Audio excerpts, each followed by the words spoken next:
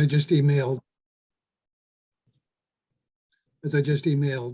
we usually wait a few minutes after noon because a lot of people tend to join between about noon and 12:03, 12:04.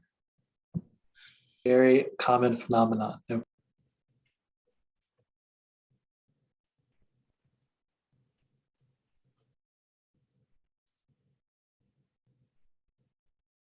And it looks like the snow has actually started to fall here, so.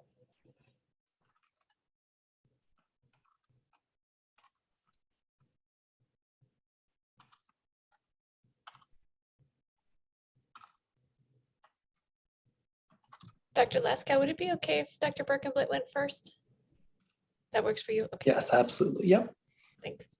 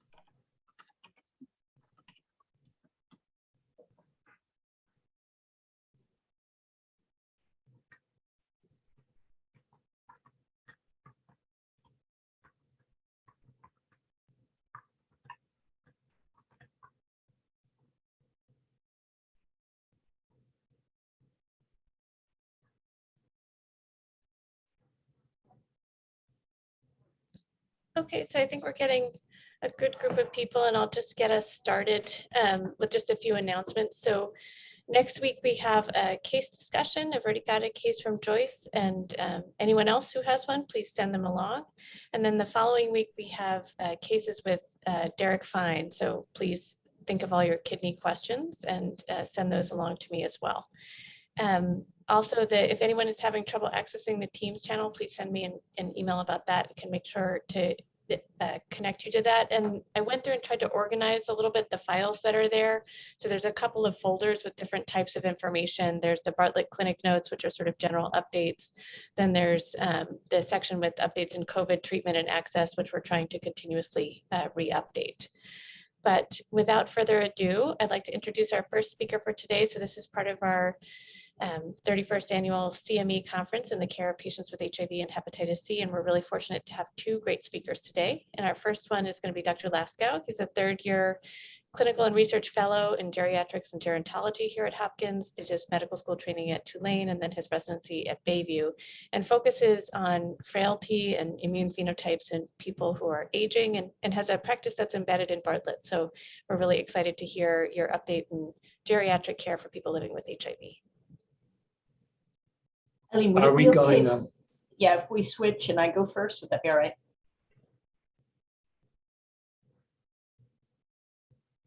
Oh, sorry, you're muted. You're on mute, Eileen. Thanks, Joyce. I'm going to try and make all Zoom mistakes possible today.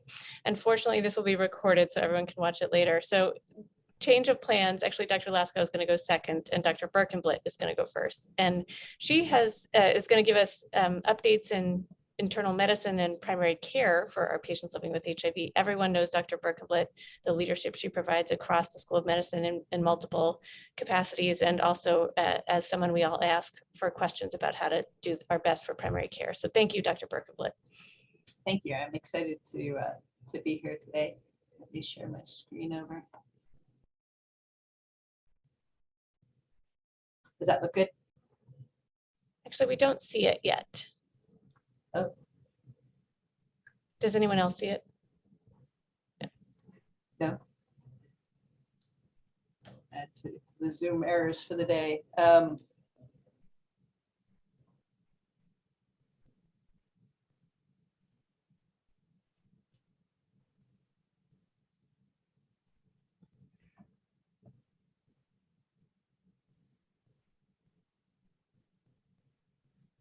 How's that?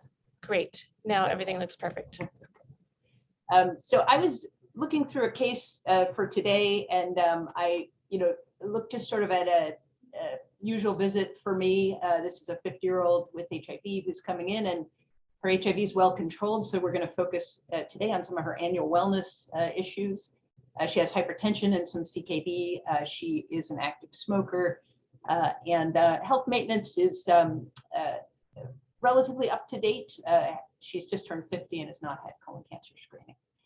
And I've shown you some of the vitals for her exam, and then her labs for C4720, viral loads undetectable.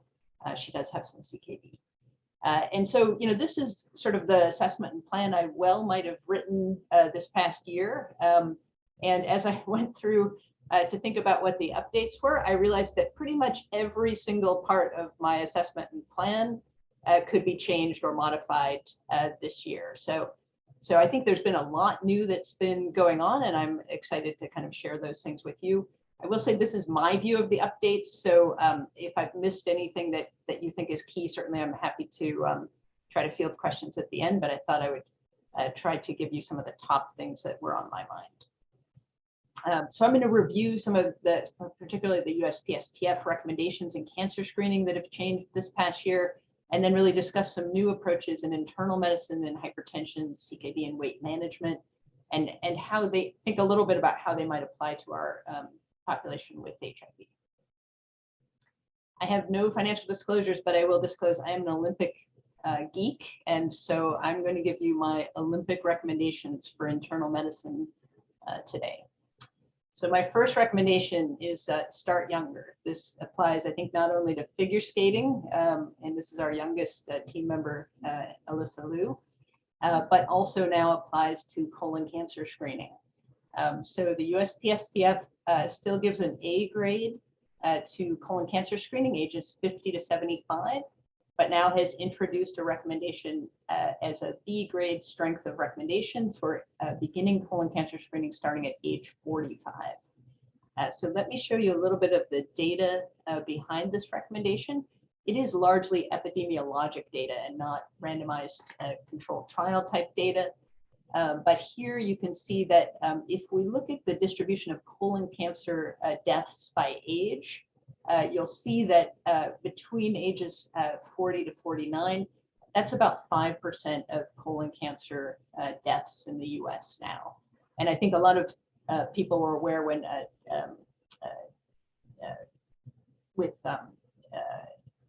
earlier diagnosis, especially with Chadwick Bosnick's diagnosis. But here also is some of the data behind this as well. And this is looking at trends in colorectal cancer screening incidence rates by age. And you can see that for patients who are older than 50, colorectal cancer incidence has actually been decreasing. And this is thought to be due to the introduction of screening for colorectal cancer in that age group. Whereas in younger patients, those who are less than 50 years of age, you can see that colorectal cancer incidence has actually been increasing over the past few decades.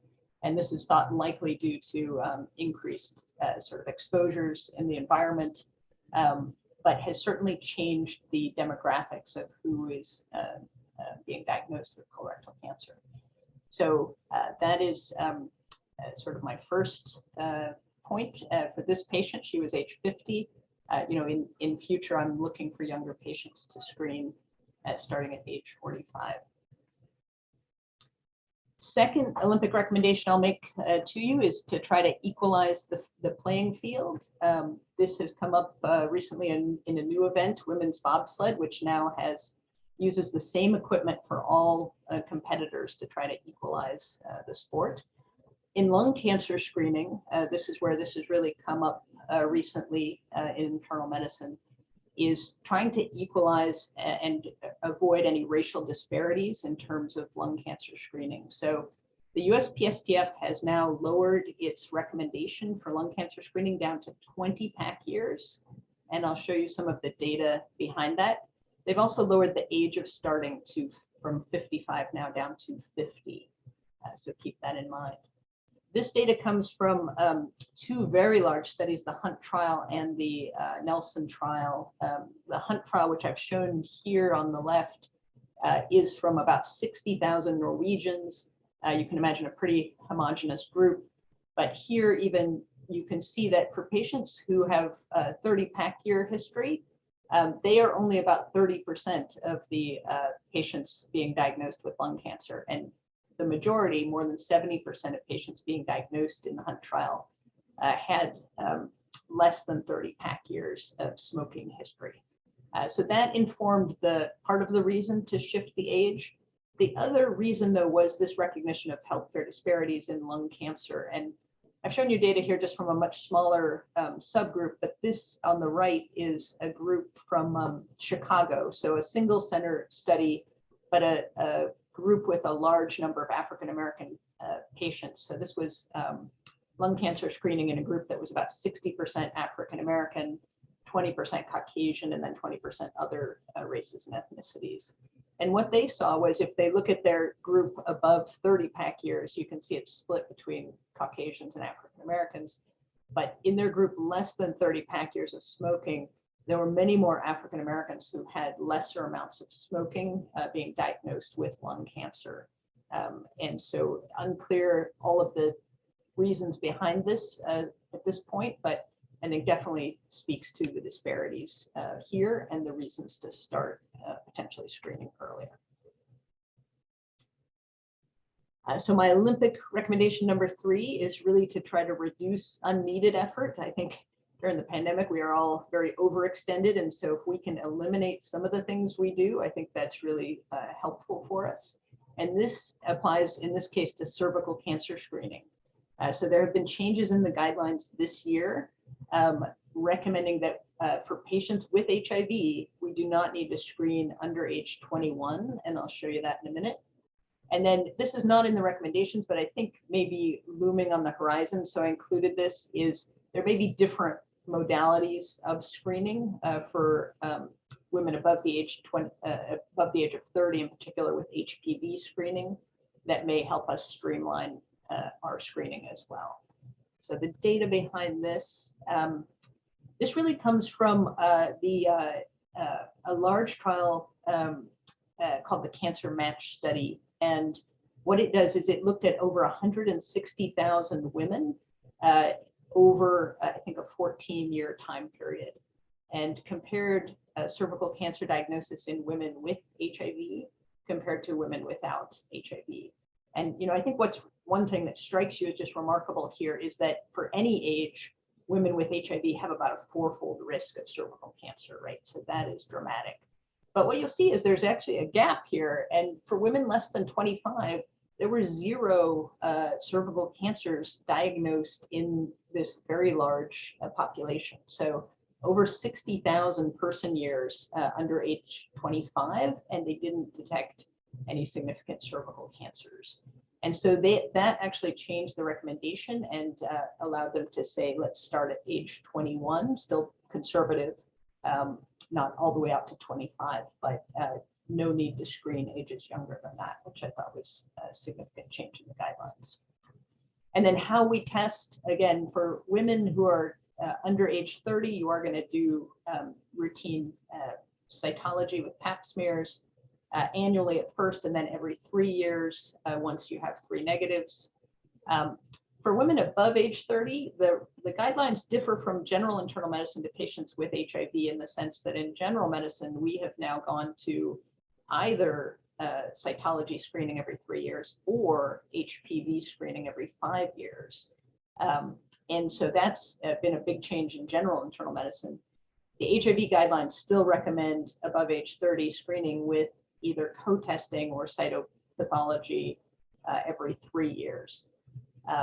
But this study by Strickler, they looked at 800 women and they actually performed multiple types of testing in those 800 women and then compared the sensitivities and specificities of doing either HPV testing alone, HPV testing with reflex to the high risk 16-18, or co-testing, so concurrent HPV and PAP testing. And if you look at the test characteristics, the HPV testing with the reflex 16-18 actually did fairly well. It's a little bit less sensitive, but it's certainly more specific for dysplasia, and had a much less instance of going on to colposcopy because you are have higher specificity. So it can, reduce, I think, a lot of the unnecessary testing by our GYN colleagues potentially. So this is not part of the current recommendations. I'm just putting this on your radar for something to watch out for. I think this may change in the near future if this data is further validated. My fourth Olympic recommendation is to try a substitution. I don't know if you guys heard this Olympic story, but this was one of the most remarkable stories I heard this year. Was Erin Jackson, who's on the right here, is the world champion in the 500 meters skating, and she bobbled and slipped in the qualifier at the beginning and lost significant time and didn't qualify for the Olympics. And Brittany Bowe, her teammate, actually gave up her 500-meter slot so that Erin Jackson can compete in the Olympics. So an amazing substitution. And in terms of internal medicine, I think lowering blood pressure is where I'm going to talk about making maybe a potential substitution in terms of salt here. So not a lot of changes in terms of hypertension in either new drug categories this year or guidelines. This guideline is what I'm showing you is I believe the 2017 ACA guidelines for blood pressure control. But there was a large meta-analysis this year that really looked at blood pressure lowering and came up with this conclusion that even a 5 millimeter reduction in systolic blood pressure led to about a 10% reduction in major cardiovascular events. So that is very significant. Think about that compared to lipid lowering and other things that we do regularly. And this was true even if you were in the normal blood pressure value. So if you were sort of in this 120 to 129 group or the 130 to 139 group, this was still a 10% decrease. So even at lower levels where we kind of may just kind of wait on blood pressure management, this was a significant effect. So that brings us to a study that came out this year, which I think is intriguing. It's the salt substitution and stroke study. So this was a really large trial in China. It involved over 20,000 participants, and it is probably the most real world sort of blood pressure trial I think you could try to do. They randomized entire villages, so it was a cluster randomization trial. And your village either got randomized to a salt substitute or just regular standard salt. And your salt substitute is this one. It's the same thing that's in Morton's Light, if I have any Morton's Light people out there. It is 25% potassium, 75% sodium. So less sodium, theoretically, we know from previous studies that this can reduce your blood pressure, and higher potassium, which also independently can lower blood pressure. And so they looked at this combination in patients, and their study participants were patients within these villages who had either prior stroke at any age or patients who were above 65 and had hypertension. What they did eliminate anyone who was on a potassium sparing diuretic. So for example, spironolactone. They eliminated anyone who was on a potassium supplement. And they eliminate anyone with serious CKD, and unfortunately, they don't define this well in their data as to what GFR cutoff they used. But they did find that the villages where the salt substitute was used, and they sent you boxes of this, so you Costco-sized kind of boxes, so that you would use this in all your cooking and all your daily needs. And they saw that lowered average blood pressure by 5 millimeters, making that salt substitution, and did have significant reductions in stroke, all cardiovascular events, and even in all-cause mortality. Interestingly, they didn't see a difference in hyperkalemia or adverse events due to hyperkalemia. Again, we don't know exactly what their GFR cutoff was, but I think this certainly puts the focus back, I think, on salt and either trying to lower salt with your patients or trying to potentially in the right patient without a lot of underlying renal disease, you could recommend this sort of salt substitution strategy. My recommendation number 5 is going to be throw away those pounds, and this pertains to weight management. So we've had a lot of advances in medical therapy this past year for weight management, mainly centering on the GLP-1 agonists, liraglutide and semaglutide. And those are now FDA approved in non-diabetics for treatment of obesity. We know that they're effective, and especially when coupled with lifestyle changes. So let's look at the data for that. Just to know how GLP-1 agonists act, they both act in terms of their diabetes control. They act locally on the pancreas, but they, in terms of weight management, act centrally on the brain to reduce appetite. I will say a few caveats on them before we start looking at the data. Don't use them in your patients with prior pancreatitis. There is increased risk of pancreatitis in this group. The main side effects you're going to see are going to be nausea, vomiting, and diarrhea. They are contraindicated in patients also with a rare type of thyroid cancer. This is medullary thyroid cancer, so not all thyroid. Most thyroid cancer is not medullary. And then MEN syndromes. But here's the data, and this is quite striking, I think. You will see that they did a sort of phase-in ramp-up of, this is once weekly semaglutide injections, and you'll see this is a 17% weight loss from baseline over about 52 weeks. And I think, from my practice, we see this really, even within the first 3 to 4 months, a patient will easily lose 10 kilos over that time. And so this has been a real game changer for weight management in our patients. And then my last Olympic recommendation is going to be Do It All, and this pertains to a newer class of drugs called SGLT2 inhibitors, and specifically I'm going to talk about it in CKD management.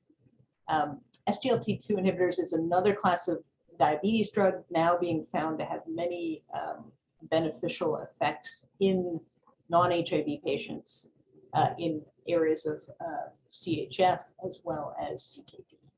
So SGLT2 inhibitors reduce reabsorption of filtered glucose, and as a result, they also increase urinary excretion of glucose.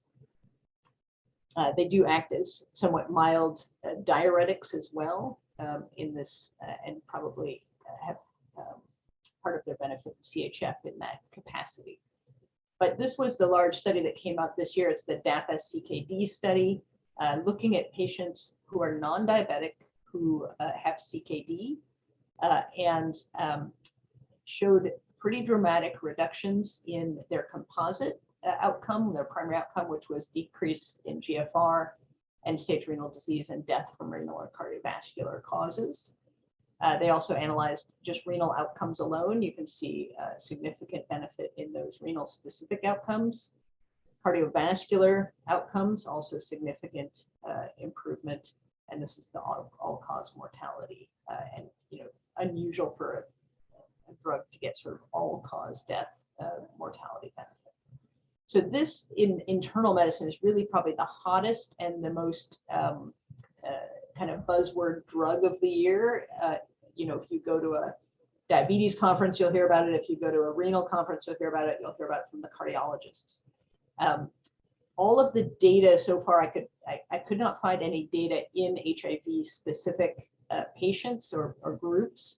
And I do want to give you some caveats that are different for our HIV patients with HIV versus our patients in non-HIV settings. So there is an increased risk of genital mycotic infections. So women will get vaginal candidiasis, men will get balanitis. The increased risk is roughly, if you look at a study population where sort of vaginal yeast infections might be sort of 2.5%, it's going to be up to about 10% of patients. So a 4 to 5, fourfold increase. There's also increased risk of bacterial and UTIs. This is less, but I think it is seen, and in trials it's generally been from around 6% at baseline in the placebo group, going up to 9% in the SGLT2 intervention groups. And then the one you'll hear about because it is so devastating and life-threatening is Fournier's gangrene. This, fortunately, is a very rare event. We've had, I think, 55 cases in the literature in 6 years, but has been identified as a risk from SGLT2 inhibitors. And so I do, if I'm putting one of my general medicine patients on this, I do discuss with them yeast infections, what to do if they feel like they have a urinary tract infection, and what to do if they develop sort of symptoms that might be consistent with Fournier's gangrene. I just run through it with them. But as I said, all of this is in patients without HIV. And so I talked to Todd Brown a little bit earlier just to see sort of what his advice is in the HIV population. And what he said was, consider the risk-benefit ratio. He would definitely avoid them if the patient has low CD4 counts, and maybe be more cautious about this until we get data in general. So I know he's speaking in the near future. And I think Derek Fine is speaking in the near future. So I think certainly pepper them with questions about SGLT2 inhibitors, because they do have a tremendous beneficial effect. And I think we just may need more information about what CD4 counts and sort of how to use them best in our HIV population. So to just run through my final summary of recommendations for you: colon cancer screening, begin at age 45. Cervical cancer screening, it's okay to begin at 21, and possibly we'll have some changes in modalities of screening coming. Lung cancer screening, lower your threshold to 20 pack years and start a little earlier, age 50. Aim for lower blood pressure, even in patients with that sort of 120s to 140s range, and consider salt substitutes if you have the right patient for that.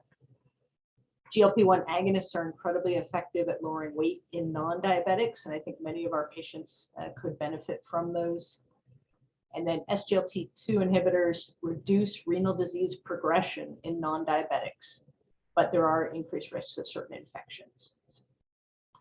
I'll stop there, and I'm happy to take any questions or at the end.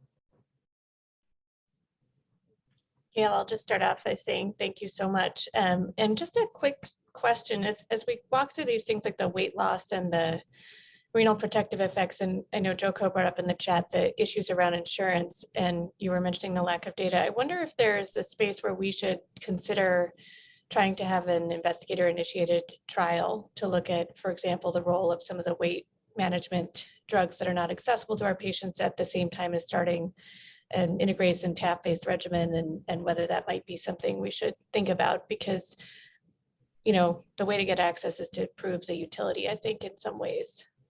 Yeah, I will say there's been a pretty dramatic change in insurances on coverage of GLP-1 agonists for weight management recently. So Priority Partners will cover it for weight management once you've sort of gone through a 6-month prior authorization period. But you can get it in Priority Partners.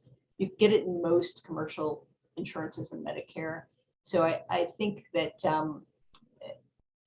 those are getting to be more accessible, but I do think it would be beneficial, especially it's an interesting question with the patients who may have weight gain from their INSTIs, whether this would be a good balance or way to treat that. Yuka has her hand up.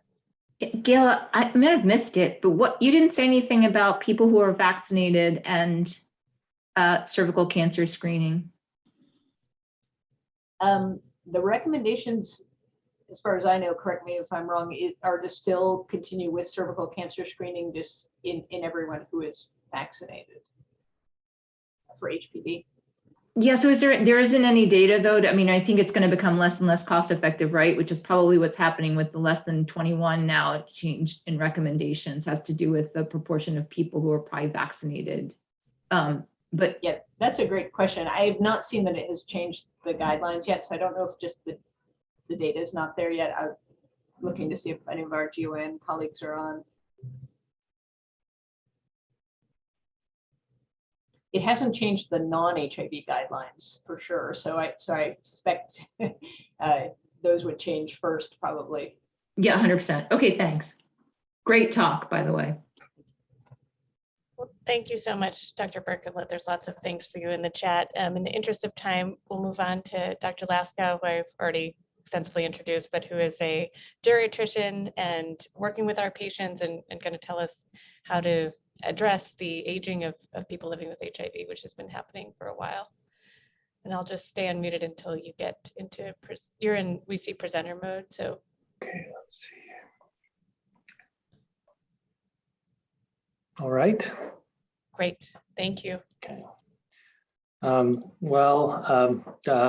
Berkenblit and Dr. Scully have made the most mild of these Zoom errors, so I'm a little fearful for which one I will befall me, but I'm very excited to be talking to you all today about how some geriatric medicine principles can be applied as approaches in the care of older adults with HIV. And like any good geriatrician visit, there is way more stuff I want to talk to you about today and we'll realistically have time to do, but I will get as far through this list as I can. And so, you know, it's worth taking a moment to ask why you're talking to a geriatrician today.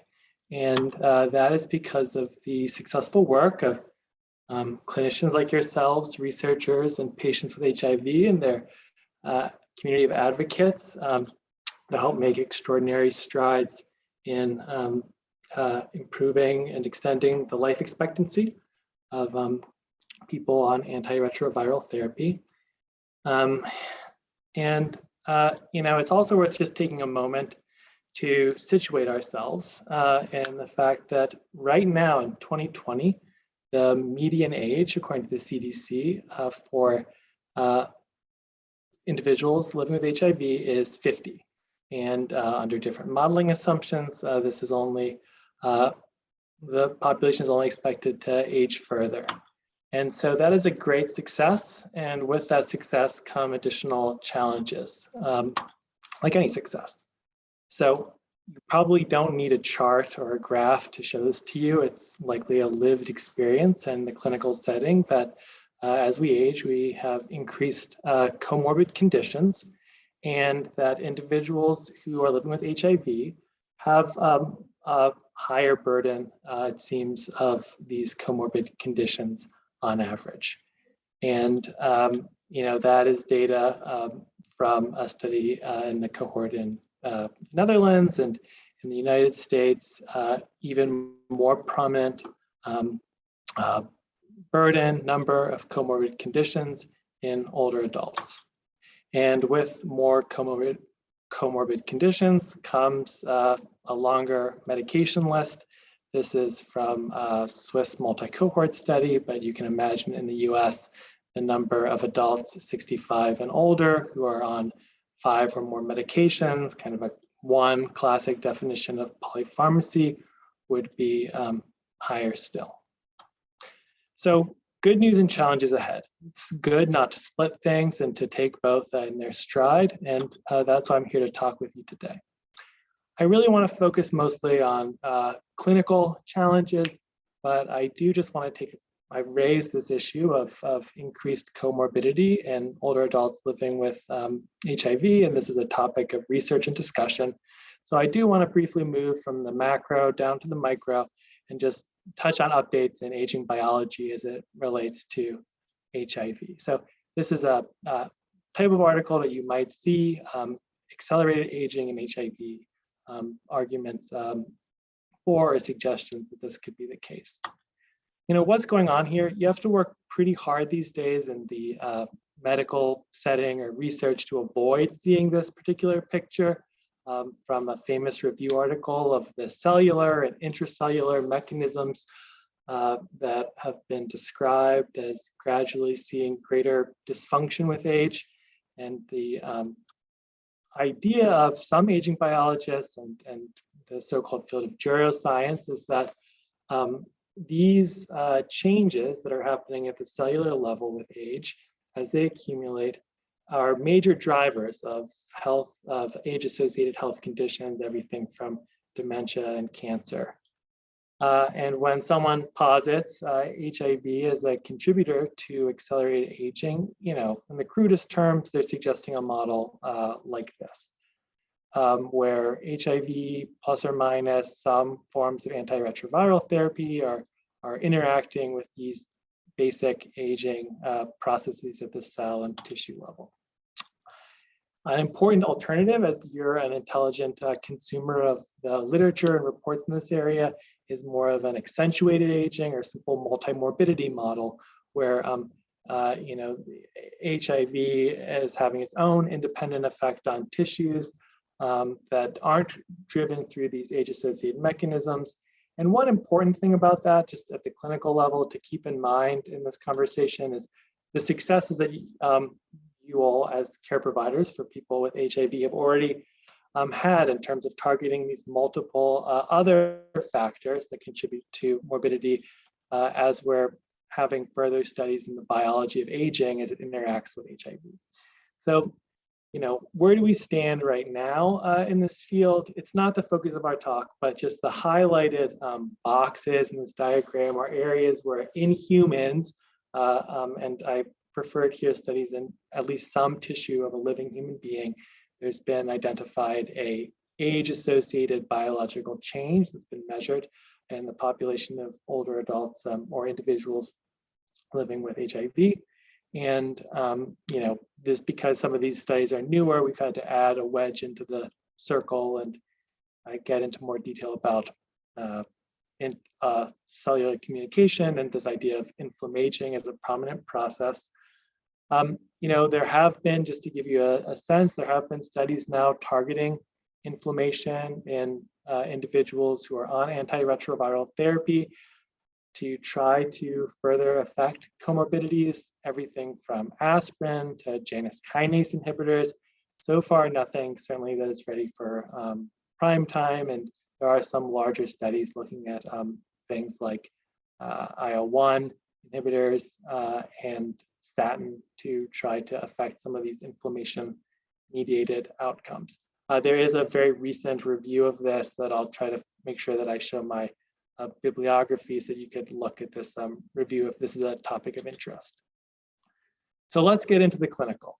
And everything that I'm going to talk about in our brief time together is centered around this notion of the 5 M's of geriatrics. These are 5 domains that people as they age commonly encounter the difficulties or need attention to, and are really designed by Mary Tinetti and others to be useful and usable by people who are not geriatricians, either in primary care or subspecialty.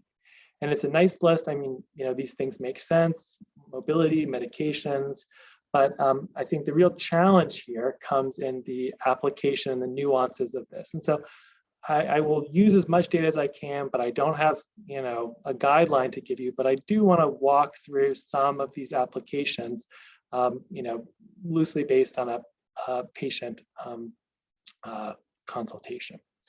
So, you know, geriatricians can be annoying people. We're always trying to use the same principles we use in clinical care in our other life. And so matters most is, you know, most important to me in the clinical setting and most important here. So I always ask patients, what does aging mean to you when I first meet them? And as I encounter you as HIV care providers, I had to ask myself, what matters most to you? What do you want to know about this topic? And there's a little bit of data here. Someone has gone out and asked HIV providers what they have questions about.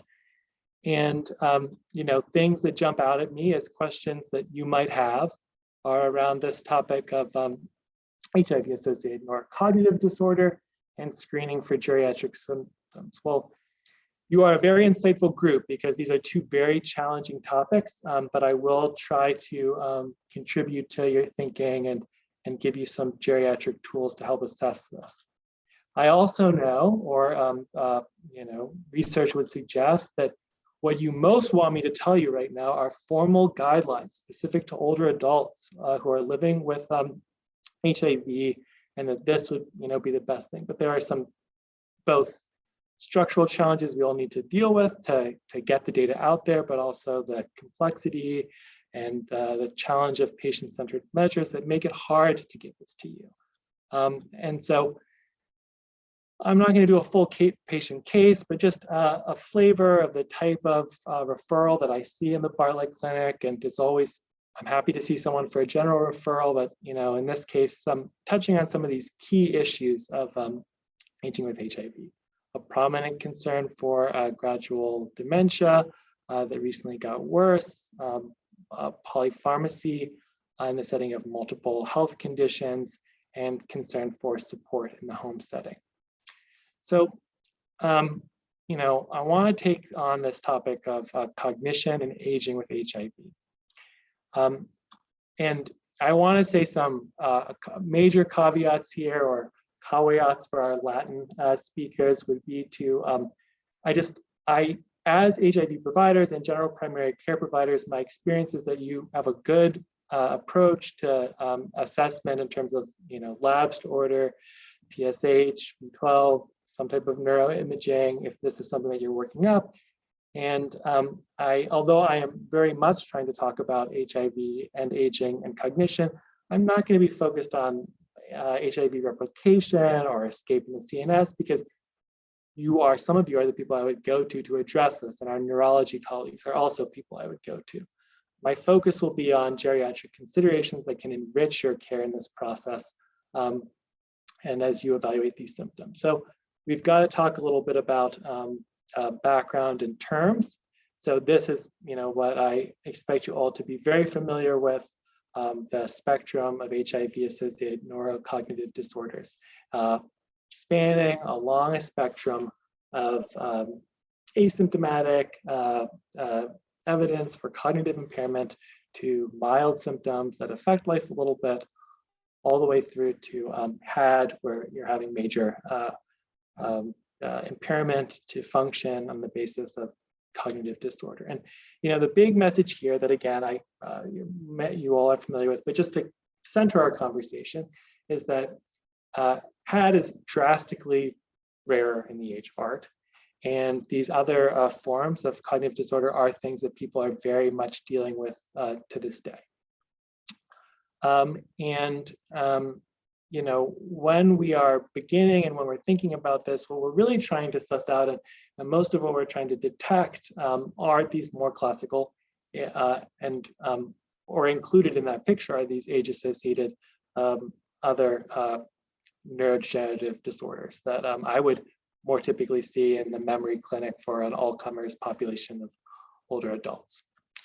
And so, a fundamental question and a fundamental thing to clarify and ask ourselves is HIV associated with neurocognitive aging? Like, when are we talking about two separate things or something that is combined and together? And, at the moment, as of, relatively recent attempts to synthesize this literature and give us an answer, it's just not clear. There are lots of reasons to think that would be the case.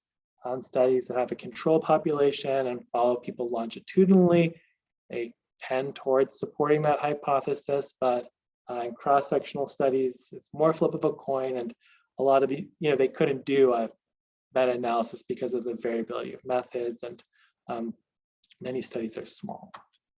So why screen? I'm not going to spend too much time on this, but basically you're trying to anticipate needs, certainly identify treatable conditions, and address modifiable risk factors. That is key. And what to screen, I think that you have a good sense of when you would do this, in addition to kind of holistic care for, say, an adult 65 or older who you're trying to assess needs for. And now I really want to spend time on this, which is what to use. So I'm speaking here about the geriatric context. And in this context, there are issues with licensing and getting access to this tool in the clinic, and I believe there's a brief training needed for it, but the Montreal Cognitive Assessment is a tool that's previously been used in individuals who are living with HIV and can help you to screen for both HIV and non-HIV associated cognitive impairment, is the tool that I would most recommend.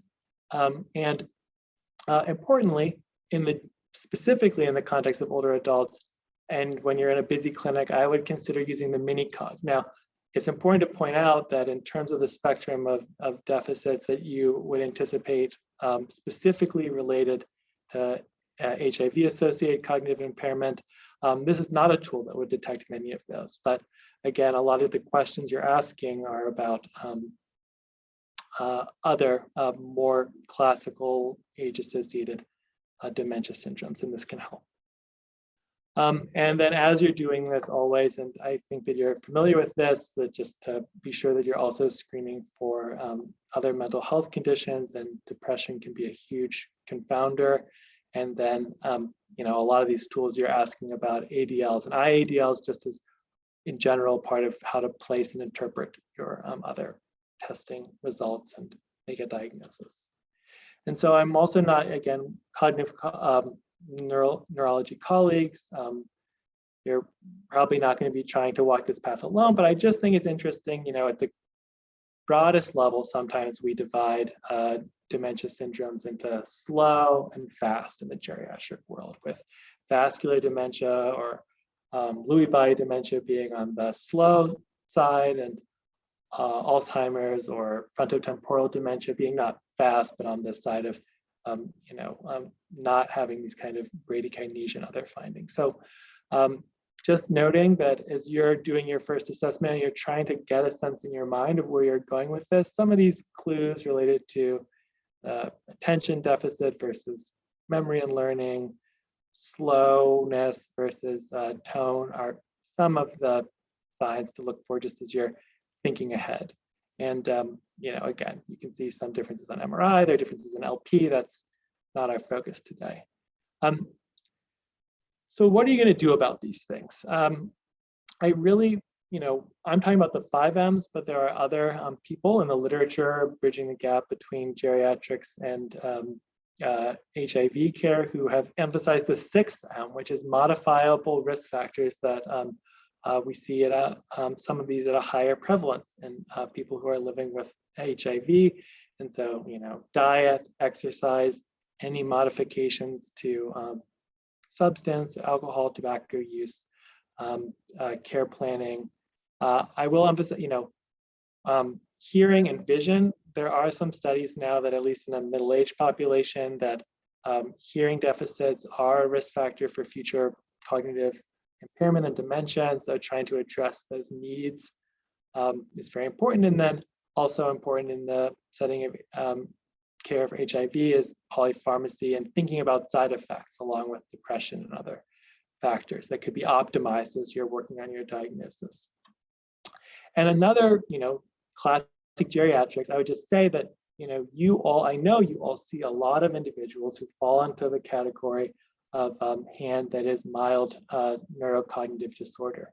And you know, this is one study in one cohort in San Francisco, but I just think it's striking that as you're thinking about cognition, to not forget the whole picture of the other comorbid multi-complex conditions that people in the category who are having neurocognitive symptoms may be having, which will bring us to our next stop. Oh, and because people I know that guidelines where possible are useful and desirable, there is the European AIDS guidelines that have been relatively recent that suggest a more algorithmic approach to consider. I don't think this is, certainly there's limited evidence to tell us exactly how to approach this. So picking up on this idea of comorbid conditions and multi-complexity and geriatric syndromes, I'll just take on another topic that is also challenging, but I think useful for clinical practice and bringing that additional methods to the care of older adults. And that is to think about frailty. So, what is frailty, this geriatric symptom? When I talk to providers, geriatricians or not, this can be something that's hard to conceptualize and use. And I'll try to focus on clinical import. So, why are we talking about this in the context of aging with HIV? Well, I'm sure many of you are familiar. Dr. Piggott here, as well as others, Todd Brown, Dr. Lang, many people from the Johns Hopkins community have done research and have demonstrated an increased incidence that frailty in general, but also in the population of individuals who are HIV positive, is associated with adverse outcomes. And we'll get into frailty definitions in a moment. I think it's important to talk about why we don't talk about frailty. So, terms like frailty and vulnerability have the potential to be stigmatizing, disempowering, and also refracted through the lens of other ageism, sexism, ableism. That said, the core notion that you need to acknowledge the clinical heterogeneity that we see as we age, and that this wider diversity means that people see different degrees of risk for things like hospitalization and loss of function, and even death is very important. Though we can always talk about finding a better term to use, there are genuine costs to not evaluating and incorporating something like a notion of frailty, where or a related marker of risk, where you could repeatedly defer important conversations about advanced care planning and risk being stuck in a clinical rut, basically, in which the burdens and hazards of medical interventions diverge from a person's goals and functional status. So, two broad tools that I'll just touch on to the degree that they can help us to know what we're talking about and what we might read about in a paper are a physical frailty phenotype or a frailty index, which frailty indexes are basically summing up the list of someone's comorbid conditions based on how many out of the total set you have. That would be how frail you are by that measure. Many variations. And then, so external factors or accumulating disease burden causing you to be at greater risk for adverse health outcomes. Physical frailty phenotypes are more positing some sort of underlying biological driver expressing as we age, and potentially in the context of people living with HIV that then has these symptoms of weight loss and weakness. In practice, this is what a frailty index looks like. How many of these conditions do you have? In practice, physical frailty phenotype is assessing each of these domains, weakness by grip strength, slowness by a gait speed exam, adding up a total and defining a score. Other important variations, I think, clinically are the Edmonton Frail Scale. This is more on the side of a deficit accumulation, but it's also an opportunity to kind of look through a list of geriatric related domains to check in about these with a person. And an important, this is not defined as a frailty score, but I think is a similar concept that some of you likely do use already, is the Bax Index, which has recently been updated and expanded to be a tool where you're looking at multiple domains in a person as they age, in this case, laboratory testing results predominantly, and you're getting some sense of predictions related to mortality in this case. This is also a tool that is useful in predicting hospitalization and, geared to a geriatrician's heart, functional status decline in the future. Looking in a specifically population of older adults with HIV, you can see comparison of these different tools. And really, so yes, they're all capturing slightly different subgroups of people, but importantly, they're all, identifying some group of people who are likely to be at increased risk for adverse health outcomes. how do you use this, and why am I spending so much time with them? I think that the importance of these is that they're all standardized ways and opportunities to assess where someone is along a spectrum of multimorbidity. And it's important to view these as a start of a conversation, a way into, and something to keep in mind as you're making clinical decisions, not that, and as you're making shared decisions, not the end of a conversation. You're frail, this is what's right for you. You are not frail, you should do this therapy. And it brings in, and I think that it's a way that might be, things that we do as geriatricians, think about time to benefit, think about navigating multiple guidelines that could create immense burden, advanced care planning. These are all things that assessing frailty can be a way into understanding when to invoke and grounding yourself a little bit in those conversations and discussions. And again, another opportunity to discuss modifiable risk factors. I'm allowed one truly terrible joke in any presentation that I give.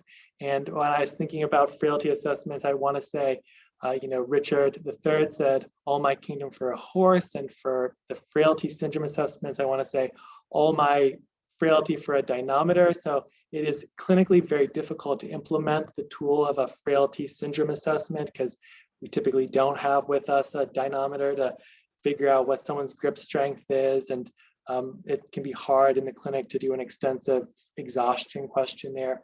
I'd really say, although I think it's a great and powerful tool and deserves much more research and implementation, there's something like the Bax Index, something like the Edmonton Frail scale, where you can incorporate, choose a tool, get comfortable with what you're using.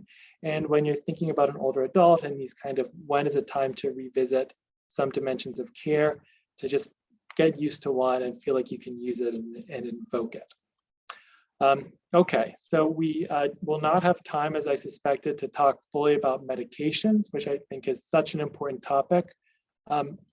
You're likely all familiar with this, but I would just point those who are not towards the Beers criteria as a recently updated list in 2019 of medications that are associated with potentially inappropriate in older adults. And then the stop-start criteria, which is really a kind of organ system-based go-through of what medications a person should or should not be on that you can kind of use and working with a pharmacy or kind of more. It can be hard to implement that one in a single clinic visit, but worth knowing about.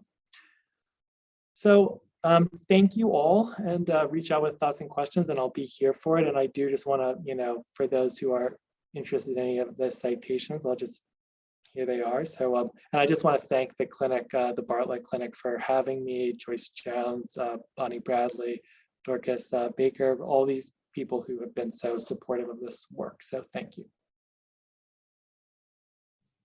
Thank you so much.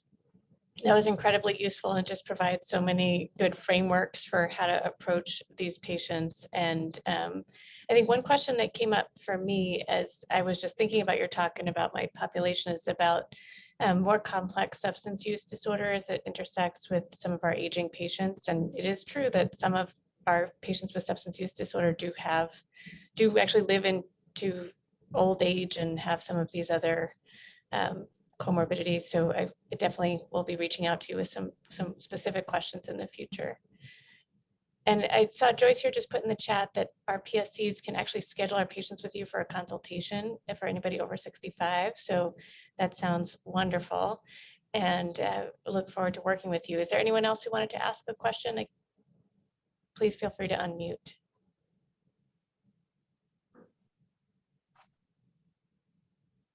I think we've hit the Zoom shyness threshold.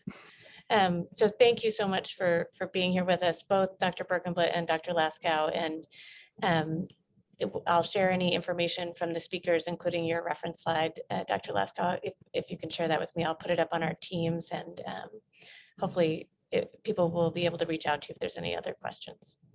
Yeah, please do. And please, it was a goal of mine to mention, I welcome referrals and would love to work with you also. Thank you so much. But whether or not you welcome them, the notice has been put out, so you will be getting them. And thank you so much again, both of you.